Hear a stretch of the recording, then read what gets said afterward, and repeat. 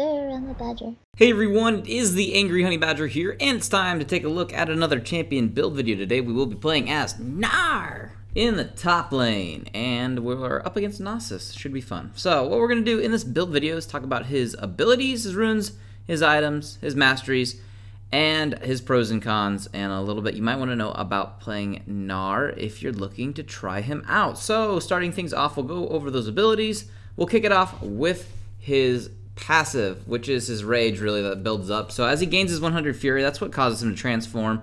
This is actually super detailed. There's lots of numbers that work into it. But basically, we'll just break it down quick. Once you gain that 100 fury, you have 5 seconds that will last. If you cast an ability, then you will change into Mega Gnar, and then you'll be in that for 15 seconds. Then once you're out of Mega Gnar again, then you cannot gain fury for 13 seconds. So that's just how it works, back and forth. You can't necessarily just change whenever you want. You have to wait till you have 100 fury, and then you can change. And yeah, we'll talk more about this as this goes on too. But that's just his passive. First off, at level 1, you're going to put a point into your Q ability. That is your boomerang throw. It is also your boulder toss when you are in a Mega Gnar. Now, as boomerang throw, when you do throw your boomerang forward in a line, it will hit enemies or an enemy. Once it hits them, it will start to return. You want to catch it. If you do catch it, you will get 60% of its cooldown reduced, which allows you to really use it a lot, and which is very helpful. You want to catch your boomerang as much as you can, so you really want to do that. And that's pretty much the gist of that. It also slows as well. And then on your boulder toss, you throw a boulder, it hits enemies, it does deal damage. If you go and you pick up your boulder, then you have its cooldown reduced as well. So it doesn't come back to you, but if you do pick it up, you have that reduced, and it also slows enemies that it hits. And that is your Q ability. We're going to max this out first. And then at level 2, put a point to your Hyper / your Wallop. That is your W ability. Every third consecutive attack or spell on the same target gains you 30% movement speed, and it will decay over 3 seconds. It does deal damage of the target's maximum health as well. This damage is capped against minions and monsters, though.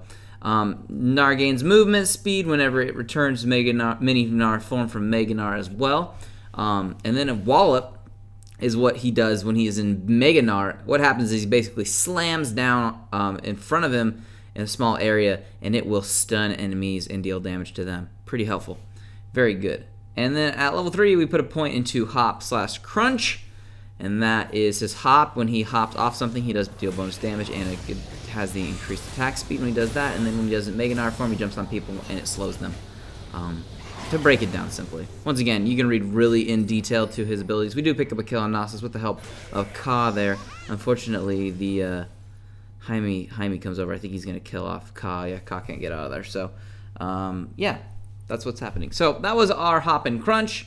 And then we're going to max that one out last. And then we have our ultimate at level 6, which is our Gnar, which is what helps us change into Mega Gnar. Passively, Hyper's movement speed bonus is increased. And then when this is activated, all enemies, or not in Mega Gnar form, but you can only use the ultimate part of it in Mega Gnar form is what I meant to say.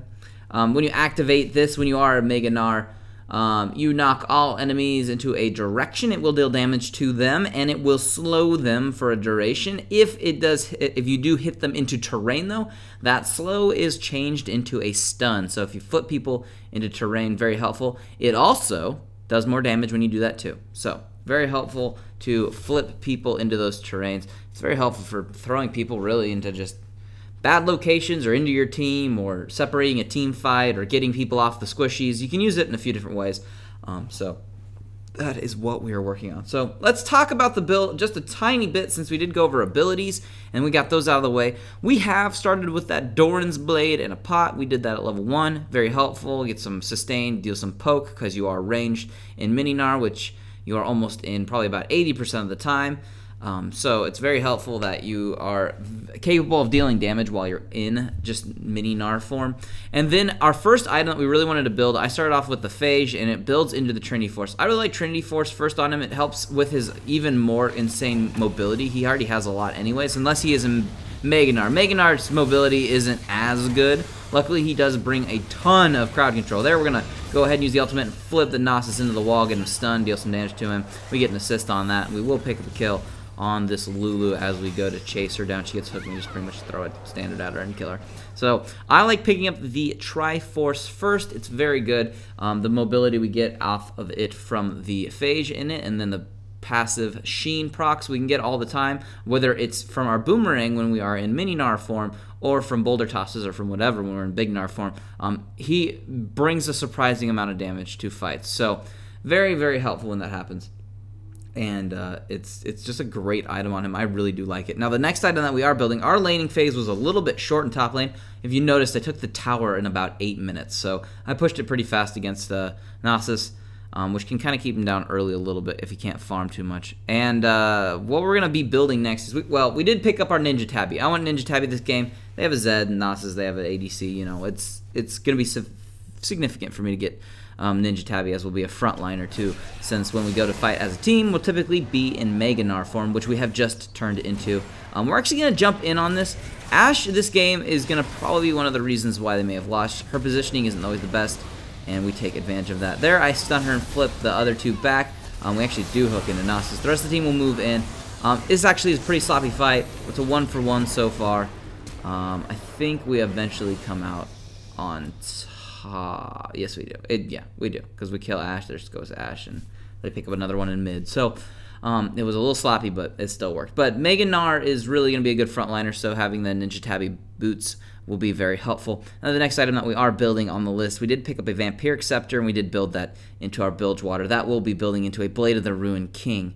And after I get that finished off, the build will maybe not change a lot, but it really needs to go direction. And we'll talk about that when we get to it in just a second. I also did forget to mention, when you do change into Mega Gnar, you do get increased health, which is very helpful. So if you're about to go Mega Gnar and you might die because you're Mini Gnar and you're running out of health, try to flip into Mega Gnar as fast as you can. You're going to get a big chunk of life, and you can usually then duel, because Mega Gnar does a lot of damage. He also does get that increased defensive stats with armor and magic resist. So just have to remember that when you are low in Mini Gnar and you're about to transform, get into the transformation, you become beefier, you get health, and you can turn fights around. So it's very, very helpful to just switch over and continue dealing damage. We are going to get into another little fight. Find the Ashe. Always catching out Ashe. We kill Ashe about a million times this game. We're going to take care of her as she was moving down to the dragon that we just secured. I chase after Lulu, but she's just so dang fast and she can slow me. So that's unfortunate, but it's once again going to happen. And we pick up an assist on the Heimerdinger there, so we're doing good. So me and Ka right now are doing good. Ka's got a lot of kills, actually. Ka's doing great. Yeah, we're going to continue on, though. As for, let's just go over Runes and Masteries quick. Might as well get those out of the way. Those runes, I take the Armor Pen marks. We go with Health Seals, Magic Resist per level Glyphs, and Attack Damage Quintessences. And then as for the Masteries, we go with 21 in the offense, 9 in the defense. Now, we want to be, the build as this goes on will transform a little bit into a little bit more defensive for multiple reasons, which we will talk about right now. I guess we'll keep this simple. So the thing with Gnar, at least I think the thing with Gnar, and a lot of people seem to agree, is he has a really strong early and middle game. And that's great. He's got a good lane, he's got the range, it's very helpful. That can help him poke down enemies while he's in lane, which can help him get ahead, which can really excel him in the mid game and really put him into a good position. Now, the problems with Gnar are mostly the facts that he can't control exactly when he goes into Mega Gnar. Like, if you're like, oh, a team fight has just broken out on my team, and I was just flipped into Mega Gnar in the jungle finishing off a camp, I can't really help by jumping in and being a frontliner in that team fight. That's not helpful. So, unfortunately, since you can't control the form to a precise exact, like in Nidalee when you just jump in and out of a form with your ultimate, since you can't control it, you have to be careful with when you do transform or when team fights break out. You really don't want to start a team fight if you have a Gnar on your team and you just saw that he came out of Mega Gnar form and you guys are like, oh, let's engage on their whole team and have a big team fight. Like, Gnar will not be very helpful in that fight.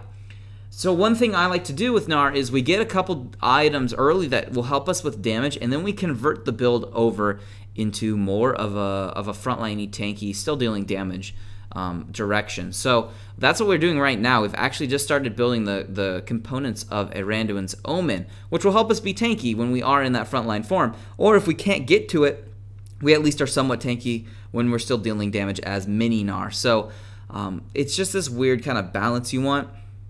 And this is one of the reasons why I'm not sure how far we'll see Gnar go, but I mean, I think it's going to come down to really insanely well-executed team compositions where they know to not fight unless Gnar's in big form or about to switch over, and they can kind of bait teams into it. But if they play it sloppily and they just jump into team fights without Gnar being ready for either form or that they need in that team fight, then it's not going to work in their favor. So the other thing I like to do with Gnar, and this build supports that, is having these couple items that we have right now do support the ability to split push. We have attack speed from the Blade of the Ruined King, we have the Trinity Force, which gives us the Sheen proc, which is helpful for taking down structures, and then we are somewhat tanky, just a little bit, for survivability when it comes to getting in 1v1s or 2v1s, which Gnar can actually deal with a 2v1 fairly well as long as he can transform into Mega Gnar. He can kite really well in his mini Gnar form, but if he gets into Mega Gnar form, he actually can get kited if he starts missing abilities a little bit. But he's so tanky, and if they decide to stay on top of you, if they're not ranged,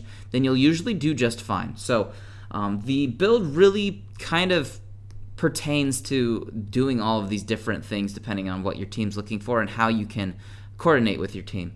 So we're going to see it coming up shortly in this game that we're going to go for more of a split push against this enemy team. And this enemy team, we actually, during the last few minutes, we haven't been able to team fight them very well. We have a significant lead, but we cannot team fight them with the Heimerdinger turrets, with the kind of the slows coming out from Ashe, and it's becoming later and later while Gnosis is getting bigger and bigger.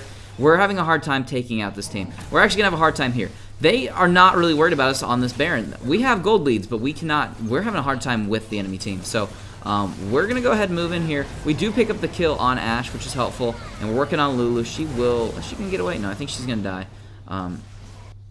Yeah, she does die. But we move into the rest of this fight, and Gnosis cleans it up because he's getting big, and he just got Baron buff, which is even more helpful for him. But yeah. Oh, and our Ka was dead at the time. So ooh, look at that graphical bug. He is constantly slowed. That's hilarious looking. So yeah, like, we can't team fight this enemy team. It's just not going in our favor. We just don't seem to have the damage. We don't really have the assassin ability from our Zed right now. He's just not there, and we're just not being able to really team fight them. So we're gonna split up and go for the split push, where I think Gnar really excels.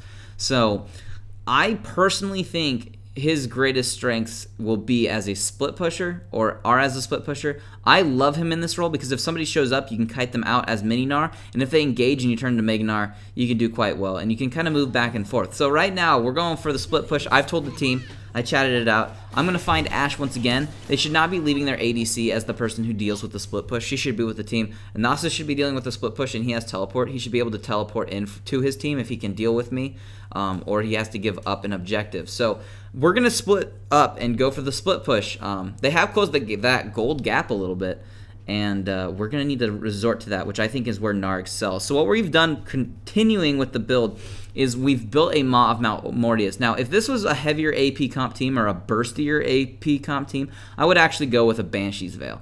But because it's not, I'm actually going to go for the Maw, which helps out Gnar, especially when he's in big form. He gets more health, so he gets more out from the passive of the Maw. And the Maw is very helpful because it does have the Hex Drinker in it, which is just good overall. And we, of course, wanted the magic resistant, which is why we built that item. We got a lot of armor already, and that's just kind of the direction we're going. Now, we are on to our final item, and we're building towards it. Now, we're going for a Last Whisper in this build as our final item, mostly because of Gnosis. He is by far getting pretty big on their team, and if you look at his build right now, he is 10,000% armor. So, yeah, that's just what we're going to need to help deal with him eventually if it gets to that point. Now, if you wanted to continue off and be that frontliner for your team and you were less devoted to the split push during the game, and you wanted to contribute to being more of a frontliner for your tanky team, obviously build some kind of tanky item.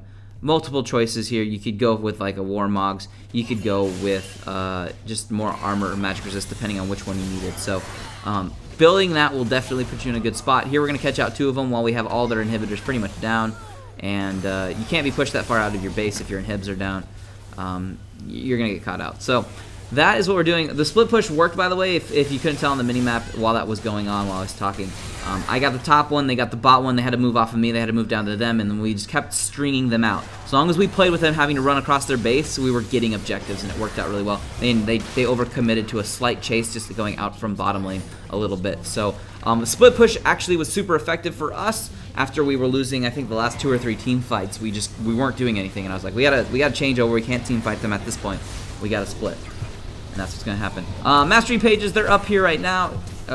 Picture-wise, I think I talked about it for a second anyways. We talked about the mastery, but we pretty much covered everything. Gnar's good, to a certain degree. You got to know how to play him, and I think the split push is where he excels, but I'll just see all of you guys in the next build video. And it is time for us to take a look at another champion build video. Today, we will be playing as Sona in the bot lane as support, because that is her role.